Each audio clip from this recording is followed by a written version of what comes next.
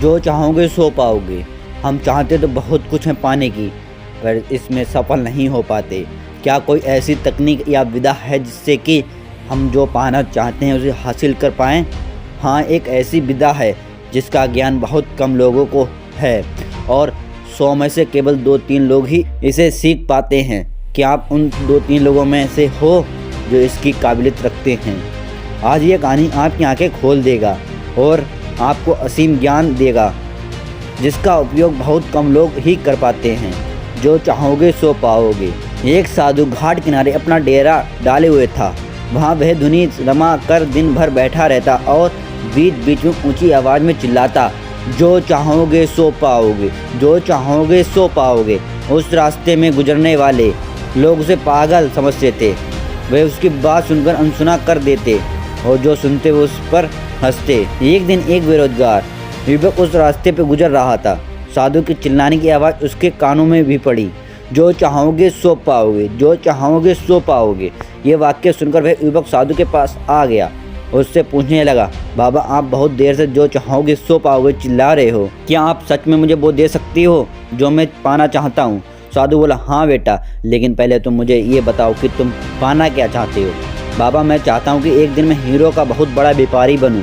क्या आप मेरी ये इच्छा पूरी कर सकते हैं? युवक बोला, बिल्कुल बेटा, मैं तुम्हें एक हीरा और एक मोती देता हूँ, उससे तुम जितने चाहें हीरे मोती बना लेना। साधु बोला। साधु की बात सुनकर युवक की आंखों में आशा की ज्योति चमक उठी।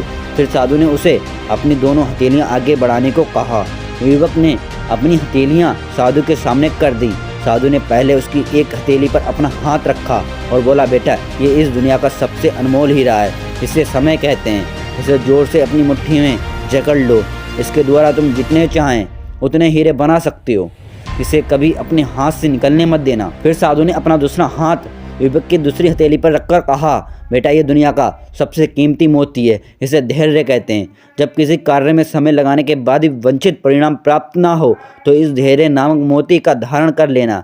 यदि ये मोती तुम्हारे पास है तो तुम दुनिया में जो चाहो वो हासिल कर सकते हो। युवक ने ध्यान से साधु की बात सुनी और उन्हें धन्यवाद कर वहाँ से चल पड़ा। उसे सफलता प्राप्ति के 2 गुरु मंत्र मिल गए थे। उसने निश्चय किया कि वह कभी अपना समय व्यर्थ नहीं गवाएगा और सदा धैर्य से काम लेगा। कुछ समय के बाद उसने हीरे के एक बड़े व्यापारी के यहाँ काम करना प्रारंभ किया। कुछ वर्षों तक वह दिल लगाकर व्यवसाय का हर गुण सीखता रहा और एक दिन अपनी मेहनत और लगन से अपना सपना साकार करते हुए हीरे का बहुत बड़ा व्यापारी बना। कहानी की सीख, लक्ष्य प्राप्ति के लिए सदा समय और धैर्य नाम के हीरे मोती अपने साथ रखें। अपना समय कभी व्यर्थ ना जाने दें और कठिन समय में धैर्य का दामन ना छोड़ें। सफलता अवश्य प्राप्त होगी। ये 2 गुरु मंत्र हमेशा याद रखना और इसका उपयोग करना, समय और धैर्य। जिस व्यक्ति ने ये दोनों चीज़ें अपने बस में कर ली वो व्यक्ति कभी अपने लक्ष्य से भटक नहीं सकता। आपको बस ये करना है, नंबर 1, रोज़ एक कॉपी में लिखो आपने आज किन कामों में समय बर्बाद किया है। नंबर 2, साथ ही ज़रूरी कामों को भी लिखो जो करना चाहिए थे। नंबर 3, अपने सुझाव कमेंट में ज़रूर दें। आपको अगली वीडियो में फिर मिलेंगे। जय हिंद, जय भारत।